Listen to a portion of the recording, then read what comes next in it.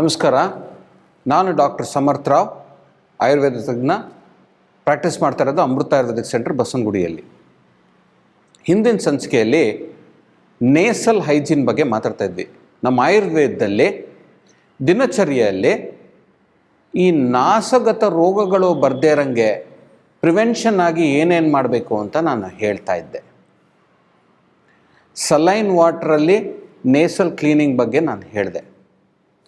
ಯೋಗ ರತ್ನಾಕರ ಅಂತ ಒಂದು ಗ್ರಂಥದಲ್ಲಿ ಬೆಳಗ್ಗೆ ಹೇಳ್ತಾರಂಗೆ ಬರೀ ನೀರು ಸೇವನೆ ಮಾಡೋದಲ್ಲ, ಮೂಗಿಂದ ನೀರು ಸೇವನೆ ಮಾಡಬೇಕು, ಅದರಿಂದ ಕಣ್ಣುಗಳು ಚೆನ್ನಾಗಾಗತ್ತೆ, ಕಿವಿ ಚೆನ್ನಾಗಿ ಕೇಳುತ್ತೆ ಅಂತ ಯೋಗ ರತ್ನಾಕರ ಗ್ರಂಥ ಹೇಳುತ್ತೆ.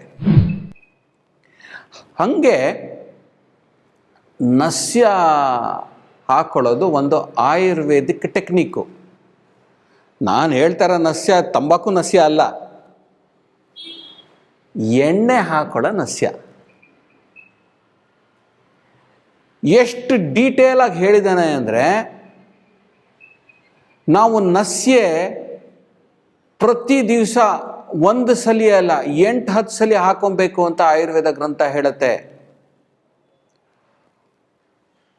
ಒಂದೊಂದು ಆ್ಯಕ್ಟಿವಿಟಿ ಮಾಡಿದ ಮೇಲೆ ನಾವು ಈ ಬ್ರೇನ್ನ ಸ್ಟಿಮ್ಯುಲೇಟ್ ಮಾಡ್ತಾರಂಗೆ ಆ ಆ್ಯಕ್ಟಿವಿಟಿ ಚೆನ್ನಾಗಾಗ್ತಾ ಹೋಗುತ್ತೆ. ಈಗ ನಾವು ಒಂದು ಒಳ್ಳೆ ಮೀಟಿಂಗ್ ಮುಂಚೆ ಒಂದು ಅರ್ಧ ಕಪ್ ಕಾಫಿ ಕುಡಿತೀವಿ, ಚುರುಕು ಚೆನ್ನಾಗಿರುತ್ತೆ, ನಮಗೆ ಯೋಚನೆ ಮಾಡೋಕ್ಕೆ ಚೆನ್ನಾಗಿರುತ್ತೆ. ಹಾಗೆ ಈ ನಸ್ಯ ಪ್ರತಿಯೊಂದು ಆ್ಯಕ್ಟಿವಿಟಿ ಮಾಡ್ಕೊಂಡಿದ್ಮೇಲೆ ನಸ್ಯ ಹಾಕೊಳ್ಳೋದ್ರಿಂದ ಆ ಆ್ಯಕ್ಟಿವಿಟಿ ಬಲವಾಗಿ ಕೆಲಸ ಮಾಡುತ್ತೆ. ಬೆಳಗ್ಗೆ ಹೇಳ್ತಾ ಇರೋಂಗೆ ನಸ್ಯ ಮಾಡ್ಕೊಬೇಕು ಅಂತ ಆಯುರ್ವೇದ ಹೇಳುತ್ತೆ. ವ್ಯಾಯಾಮ ಮಾಡಿದ್ಮೇಲೆ ನಸ್ಯ ಹಾಕೊಬೇಕು ಅಂತ ಆಯುರ್ವೇದ ಹೇಳುತ್ತೆ. ಸ್ನಾನ ಆಗಿದ್ಮೇಲೆ ಕೂಡ ನಸ್ಯ ಹಾಕೊಬೋದು ಅಂತ ಆಯುರ್ವೇದ ಹೇಳುತ್ತೆ. ಊಟ ಆಗಿದ್ಮೇಲೂ ಮಾಡ್ಕೊಬೋದು, ಮಧ್ಯಾಹ್ನ ಒಂದು ಸ್ವಲ್ಪ ಹೊತ್ತು ನಿದ್ದೆ ಮಾಡಿ ಎದ್ದಿದ ಮೇಲೂ ಹಾಕೊಬೋದು. ಸೊ ಹೀಗೆ ಬೇರೆ ಬೇರೆ ರೀತಿಯಲ್ಲಿ ನಸ್ಯ ಹೇಳಿದೆ. ಇವಾಗ ನಿಮಗೆ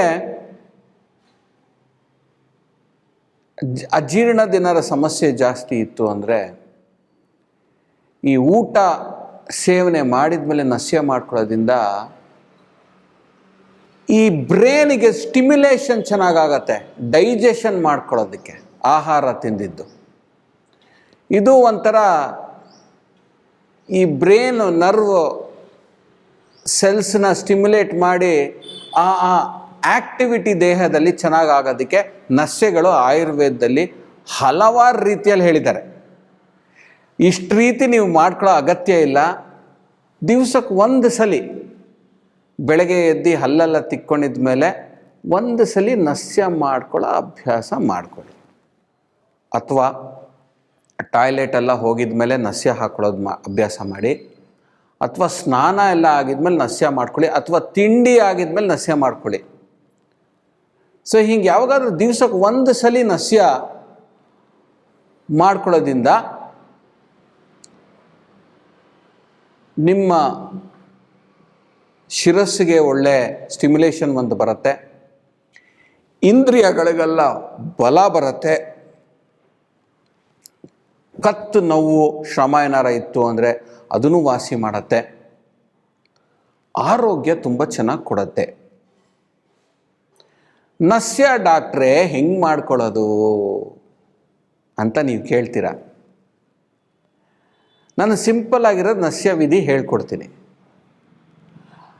ಇದನ್ನು ನೀವೇ ಸ್ವತಃ ಪ್ರಯೋಗ ಮಾಡ್ಕೊಳ್ಳೋ ಮೊದಲು ನಿಮ್ಮ ಮನೆ ಪಕ್ಕ ಇರೋ ಆಯುರ್ವೇದಿಕ್ ಡಾಕ್ಟ್ರನ್ನ ಮೀಟ್ ಮಾಡಿ, ಅಥವಾ ನನ್ನನ್ನೇ ಬಂದು ಮೀಟ್ ಮಾಡಿ. ನನ್ನ ಕೆಳಗಡೆ ಥೆರಪಿಸ್ಟ್ಗಳಿದ್ದಾರೆ, ಅವರು ನಿಮಗೆ ಮೊದಲನೇ ನಸ್ಯ ಪ್ರೊಸೀಜರ್ ಮಾಡಿ ತೋರಿಸ್ತಾರೆ. ಅದ ನಂತರ ನೀವೇ ಮಾಡ್ಕೊಬೋದು. ನಸ್ಯ ಪ್ರೊಸೀಜರ್ ಮಾಡ್ಕೊಳ್ಳೋ ಮೊದಲು ನಾವು ಸಿಂಪಲಾಗಿ ಸ್ವಲ್ಪ ಎಣ್ಣೆ ತಗೊಂಡು ನಮ್ಮ ಫೇಸ್ನ ಕ್ಲೀನಾಗಿ ಮಸಾಜ್ ಮಾಡ್ಕೊಬೇಕು. ಮಸಾಜ್ ಮಾಡ್ಕೊಂಡಿದ್ಮೇಲೆ ಒಂದು ಟವಲ್ ತಗೊಂಡು ಬಿಸಿ ನೀರು ಒಳಗಡೆ ಅದ್ದಿ ಹಿಂಡಿ ಅದನ್ನು ಮೇಲೆ ಸ್ಟೀಮ್ ಥರ ಹಬೆ ಥರ ಮಾಡ್ಕೊಬೇಕು ಮುಖಕ್ಕೆ. ಈ ಎಣ್ಣೆ ಹಚ್ಚಿ ಸ್ಟೀಮ್ ಕೊಡೋದ್ರಿಂದ ಈ ಮುಖದ್ದು ಮಸಲ್ಸ್ ಎಲ್ಲ ಸಾಫ್ಟ್ ಆಗುತ್ತೆ. ಅದ ನಂತರ ಈ ಆಯಿಲ್ ಡ್ರಾಪರ್ಸ್ ಬರುತ್ತೆ, ಅದರಲ್ಲಿ ಶುದ್ಧವಾಗಿರೋ ಕೋಲ್ಡ್ ಪ್ರೆಸ್ಡ್ ಸೆಸಮಿ ಆಯಿಲ್ ಎಳ್ಳೆಣ್ಣೆನ ಹಾಕೊಳ್ಳಿ. ಮಲ್ಕೊಂಡು ತಲೆ ಸ್ವಲ್ಪ ಹಿಂದೆ ಅದನ್ನು ಬೆಂಡ್ ಮಾಡಿಕೊಂಡು ಒಂದು ನಾಸ್ಟ್ರಿಲ್ ಕ್ಲೋಸ್ ಮಾಡಿ ಬಾಯಲ್ಲಿ ಉಸಿರಾಡಬೇಕು. 2 ರಿಂದ 4 ಡ್ರಾಪ್ ಎಣ್ಣೆ ಮೂಗೊಳಗಡೆ ಹಾಕಬೇಕು. ಒಂದು ಸೈಡ್ ಆಗಿದ್ಮೇಲೆ ಸ್ವಲ್ಪ ಹೊತ್ತು ವೇಟ್ ಮಾಡಿ, ಆ ಎಣ್ಣೆ ಎಲ್ಲ ಒಳಗಡೆ ಹೋಗುತ್ತೆ. ನಂತರ ಇನ್ನೊಂದು ಸೈಡ್ ಕ್ಲೋಸ್ ಮಾಡ್ಕೊಂಡು ಇನ್ನೊಂದರಲ್ಲಿ 4-5 ಡ್ರಾಪ್ಸ್ ಹಾಕೋವಾಗ ಬಾಯಿಂದ ಉಸಿರಾಡಿ ಎಣ್ಣೆ ಹಾಕಿ ಗಂಟ್ಲುವರೆಗೂ ಬರುತ್ತೆ. 2 ಗಂಟ್ಲುವರೆಗೂ ಬಂದಾಗ ಅದನ್ನು ನಾನು ಪದ ಉಪಯೋಗಿಸಿ ಕ್ಯಾಕ್ರಸ್ ಉಗಿರಿ. ಇದು ನಸ್ಯ ಪ್ರೊಸೀಜರ್. ಈ ನಸ್ಯ ಪ್ರೊಸೀಜರ್ ದಿವ್ಸಕ್ಕೆ ಒಂದ್ಸಲಿ ಮಾಡ್ಕೊಳ್ಳಿ, ತುಂಬ ಆರೋಗ್ಯ ಕೊಡುತ್ತೆ. ಅಲರ್ಜಿಗಳೆಲ್ಲ ಬರೋದು ನಿಂತೋಗುತ್ತೆ, ಸೈನಸ್ ಪ್ರಾಬ್ಲಮ್ಸ್ ಇರೋದೆಲ್ಲ ಹೊಟ್ಟೋಗುತ್ತೆ. ಇದನ್ನು ಮೆಡಿಕೇಟೆಡ್ ಫಾರ್ಮ್ಸು ಸುಮಾರು ಬರುತ್ತೆ. ಆಯುರ್ವೇದಿಕ್ ಡಾಕ್ಟ್ರ್ ಹತ್ರ ಕೇಳ್ಕೊಳ್ಳಿ. ಷಡ್ಬಿಂದು ತೈಲ, ಅಣು ತೈಲ ಅಂತ ಬರುತ್ತೆ ಒಂದು. ಇವೆಲ್ಲ ಒಳ್ಳೊಳ್ಳೆ ಎಣ್ಣೆಗಳು, ಗಿಡಮೂಲಿಕೆಗಳೆಲ್ಲ ಹಾಕಿ ತುಂಬ ಚೆನ್ನಾಗಿ ಮಾಡ್ತೀವಿ ನಾವು. ಇದರಿಂದ ನೀವು ನಸ್ಯ ಮಾಡ್ಕೊಳ್ಳೋದ್ರಿಂದ ಯಾವ ಥರದ್ದು ಅಲರ್ಜಿ ಪ್ರಾಬ್ಲಮ್ಸ್ ಹೊಟ್ಟೋಗುತ್ತೆ, ಡ್ರೈನೆಸ್ ಹೊಟ್ಟೋಗುತ್ತೆ, ಸ್ಟ್ರೆಂತ್ ಬರುತ್ತೆ, ಭುಜಗಳಿಗೆ ಬಲ ಬರುತ್ತೆ, ಇಂದ್ರಿಯಗಳಿಗೆಲ್ಲ ಶಕ್ತಿ ಬರುತ್ತೆ, ಒಳ್ಳೆ ನಿದ್ದೆ ಬರುತ್ತೆ, ಮನಸ್ಸು ಧೈರ್ಯ ಜಾಸ್ತಿ ಆಗತ್ತೆ.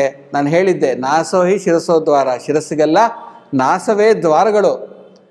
ನೀವು ದ್ವಾರನ ಕಾಪಾಡಿಸ್ಕೊಂಡ್ರೆ ಆ ದ್ವಾರಪಾಲಕರೇ ನಿಮ್ಮ ದೇಹ ಆರೋಗ್ಯವನ್ನು ಕಾಪಾಡುತ್ತೆ. ಸೊ ಈ ಸಂಚಿಕೆಯಲ್ಲಿ ನಸ್ಯದ ವಿಚಾರ ನಾನು ತಿಳಿಸ್ಕೊಟ್ಟೆ. ಮುಂದಿನ ಸಂಚಿಕೆಯಲ್ಲಿ ಮತ್ತೊಂದಿಷ್ಟು ಮಾತಾಡೋಣ. ಅಲ್ಲಿವರೆಗೂ ನಮಸ್ಕಾರ.